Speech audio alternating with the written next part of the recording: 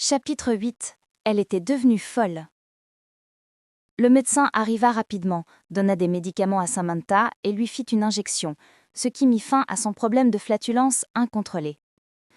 Après le départ du médecin, Hélène resta auprès de Samantha pour discuter des suites de l'incident. « Ne t'inquiète pas », murmura-t-elle pour la rassurer. « J'ai tout arrangé. Ce qui s'est passé aujourd'hui ne sortira pas d'ici. » Samantha, furieuse, répliqua « Maman, qui leur a offert tellement d'avantages qu'ils n'oseront jamais parler.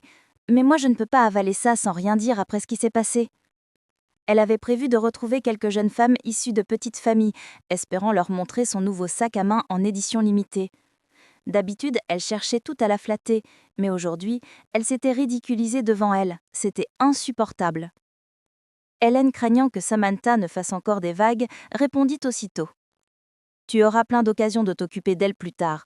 Ce qui compte maintenant, c'est que Sloane épouse un membre de la famille Hawthorne et est à fête d'anniversaire dans quelques jours. » Elle ajouta d'une voix douce. « Je sais ce que tu as en tête, j'ai déjà tout prévu. » En entendant ces deux sujets, Samantha retrouva le sourire. Elle attrapa la main de Hélène, se blottit contre son épaule et prit un ton câlin. « Maman, désolée de t'avoir encore inquiétée. » Hélène lui adressa un sourire tendre et la serra contre elle. « Tu es ma fille chérie, celle que j'ai élevée moi-même.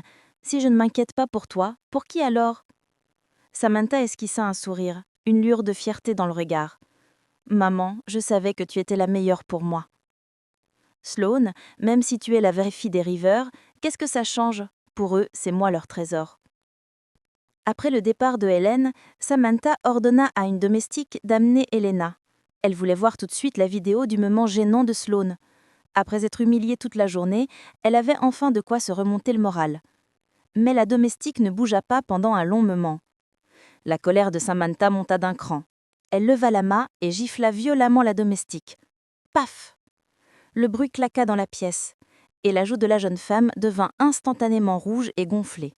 « T'es sourde ou quoi? Je t'ai dit d'amener Elena ici. » La domestique, la main sur la joue, se mit à sangloter. En pensant à l'état d'Elena, elle se mit à trembler. « Mademoiselle Samantha, Elena a perdu la tête !»« Quoi? Folle ?» Samantha n'y croyait pas un mot. Comment elle pourrait devenir folle comme ça sans raison? C'est juste une excuse bidon pour cacher vos erreurs, bande d'incapables. Sur ces mots, elle recommença à frapper la domestique, la rouant de coups de pied et de poing. La jeune femme se recroquevilla au sol, protégeant sa tête, trop terrifiée pour riposter. « C'est vrai, Elena a vraiment perdu la tête. On l'a toute vue en pleine crise. Elle essayait de s'entailler la peau avec un couteau. » Épuisée d'avoir frappé, Samantha finit par s'arrêter, soufflant de rage. « Et Sloane alors? Où est Sloane ?»« Mademoiselle Rivers ?» répondit la domestique, un peu perdue. « Elle va très bien, elle est dans sa chambre. » Samantha comprit tout de suite que la domestique n'avait pas suivi ses instructions concernant Elena. Elle s'était couverte de honte aujourd'hui, alors que Sloane, elle, n'avait rien. Samantha était au bord d'une crise de nerfs. « Bande d'incapables, même un truc aussi simple, vous n'êtes pas fichu de le faire? À quoi vous servez ?» Elle, de plus en plus furieuse, donna un coup de pied dans la poitrine de la domestique. Un cri retentit dans la pièce, puis le silence retomba. Elena avait perdu la raison et presque toutes les domestiques l'avaient vue en pleine crise, essayant de s'entailler la peau avec un couteau. Le lendemain, ses parents vinrent présenter sa démission, expliquant qu'elle était malade et ne pouvait plus travailler chez les Rivers. Bien sûr, tout le monde savait que Elena était devenue folle. On apprit aussi qu'une autre domestique qui travaillait avec Samantha avait elle aussi pris un congé. Les rumeurs se propagèrent vite parmi le personnel. Samantha aurait rendu Elena folle, et l'autre domestique aurait été battue par elle aussi. La peur s'installa et chacun devint méfiant. Sloane entendit ces bruits de couloir alors qu'elle lisait dans sa chambre. Chloé avait déjà été détruite par eux et le temps avait passé, suffisamment pour que, même s'il y avait des preuves, elles avaient disparu depuis longtemps. Se venger par la justice n'était plus possible. Mais Sloane avait sa propre façon de rendre la monnaie.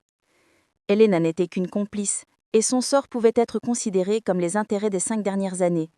Quant à Samantha, la vraie coupable, Sloane n'était pas prête à lui pardonner.